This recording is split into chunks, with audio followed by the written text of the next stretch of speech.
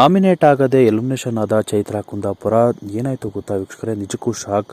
ಈ ಒಂದು ವಿಡಿಯೋವನ್ನು ನೋಡ್ಕೊಂಬರೋಣ ಬನ್ನಿ. ಈ ವಿಡಿಯೋ ನೋಡೋಕ್ಕೂ ಮೊದಲು ನೀವು ನಮ್ಮ ಚಾನಲ್ಗೆ ಸಬ್ಸ್ಕ್ರೈಬ್ ಆಗಿಲ್ಲ ಅಂದರೆ ಈ ಕೂಡಲೇ ಸಬ್ಸ್ಕ್ರೈಬ್ ಆಗಿ, ಹಾಗೆ ಪಕ್ಕದ ಬೆಲ್ ಐಕಾನ್ ಕ್ಲಿಕ್ ಮಾಡ್ಕೊಳ್ಳಿ ವೀಕ್ಷಕರೇ.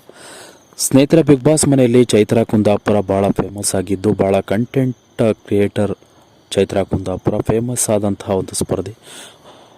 ಚೈತ್ರಾ ಕುಂದಾಪುರ ಈಗ ಏಕಾಏಕಿ ಈ ಒಂದು ದೊಡ್ಡ ಒಂದು ಶಾಕ್ಗೆ ಒಳಗಾಗಿದ್ದಾರೆ. ಏಕಾಏಕಿ ನಾಮಿನೇಷನ್ ಆಗಿಲ್ಲ. ಈ ವಾರದಲ್ಲಿ ನಾಮಿನೇಷನ್ ಯಾರು ಕೂಡ ಆಗಿಲ್ಲ.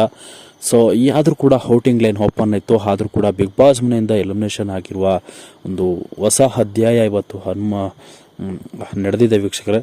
ಸೊ ರಜತ್ ಮತ್ತು ಚೈತ್ರಾ ಕುಂದಾಪುರ ಇಬ್ಬರು ಕೂಡ ಏಕಾಏಕಿ ಇಬ್ಬರ ನಡುವೆ ಜಗಳ ಆಡೋದು ಭಾಳ ಸಹಜ. ಬಿಗ್ ಬಾಸ್ ಮನೆಯಲ್ಲಿ ಅವರಿಬ್ಬರಿಗೂ ಆಗೋದೇ ಇಲ್ಲ ಅನ್ನುವಂಥ ಹಾವು ಮುಂಗಿಸಿ ಥರ ಕಿತ್ತಾಡ್ಕೊಳ್ತಾ ಇರ್ತಾರೆ.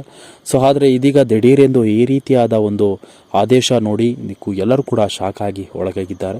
ಸೊ ಈ ಒಂದು ವೀಕ್ನಲ್ಲಿ ಫ್ಯಾಮಿಲಿ ರೌಂಡ್ ಇತ್ತು. ಹಾಗಾಗಿ ಬಿಗ್ ಬಾಸ್ ಮನೆಯಿಂದ ಯಾರೂ ಕೂಡ ನಾಮಿನೇಟನ್ ಆಗಿಲ್ಲ ವೀಕ್ಷಕರೇ.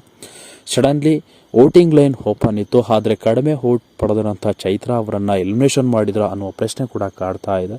ಬಿಗ್ ಬಾಸ್ ಮನೆಯಲ್ಲಿ ಚೈತ್ರಾ ಕುಂದಾಪುರ ತನ್ನದೇ ಆದ ಹೆಸರನ್ನು ಮಾಡಿಕೊಂಡು ತನ್ನದೇ ಆದ ಆಟಗಳಲ್ಲಿ ಆಡಿ ಒಂದರಲ್ಲೂ ಕ್ಯಾಪ್ಟನ್ ಹಾಕಿಲ್ಲ. ಒಳ್ಳೆಯ ಒಂದು ಉತ್ತಮವನ್ನು ಪಡೆದುಕೊಳ್ಳದೇ ಇದ್ದಂತಹ ಚೈತ್ರಾ ಕುಂದಾಪುರ ಅವ್ರನ್ನ ಟಾರ್ಗೆಟ್ ಏನಾದರೂ ಮಾಡಿದ್ರ ಅನ್ನೋದು ಇಲ್ಲಿ ಯಕ್ಷ ಪ್ರಶ್ನೆ ಆಗಿ ಉಳಿದಿದೆ ವೀಕ್ಷಕರೇ. ಇದೀಗ ಚೈತ್ರಾ ಕುಂದಾಪುರ ಅವರಿಂದ ಈಗ ಏಕಾಏಕಿ ಈ ಒಂದು ನಿರ್ಧಾರ ಬಿಗ್ ಬಾಸ್ ತೆಗೆದುಕೊಂಡಿದ್ದು ಯಾಕೆ ಎನ್ನುವುದು ವೀಕ್ಷಕರು ಪ್ರಶ್ನೆಯನ್ನು ಹಾಕಿದ್ದಾರೆ. ಸೊ ರಜತ್ ಅವರೇ ಶಾಕ್ ಆಗಿದ್ದಾರೆ. ಸೊ ರಜತ್ ಅವರು ಚೈತ್ರಾ ಕುಂದಾಪುರ ಅವರನ್ನು ಆಚೆ ಕಳಿಸಿ ಅವರು ಇಲ್ಲಿ ಈ ಮನೆಯಲ್ಲಿ ಯೋಗ್ಯತೆ ಇಲ್ಲ, ಅವರಿಗೆ ಆಟ ಆಡಲು ಯಾವುದೇ ಒಂದು ಥರದ ಏನೂ ಇಲ್ಲ, ಅವರ ಆಟವನ್ನು ಆಡೋದಿಲ್ಲ, ಅವರನ್ನು ಆಚೆ ಕಳಿಸಿ ಬಿಗ್ ಬಾಸ್ ಅನ್ನೋದನ್ನು ಪ್ರತಿ ಬಾರಿಯೂ ಕೂಡ ಹೇಳ್ತಾ ಇದ್ರು.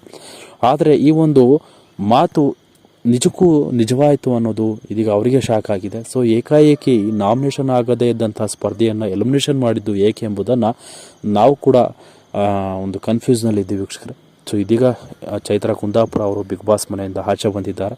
ಇದರ ಬಗ್ಗೆ ನಿಮ್ಮ ಅನಿಸಿಕೆಗಳನ್ನು ತಿಳಿಸಿ ಅಂತ ಹೇಳ್ತಾ ಮುಗಿಸ್ತಾ ಇದ್ದೀನಿ ವೀಕ್ಷಕರೇ. Thank you.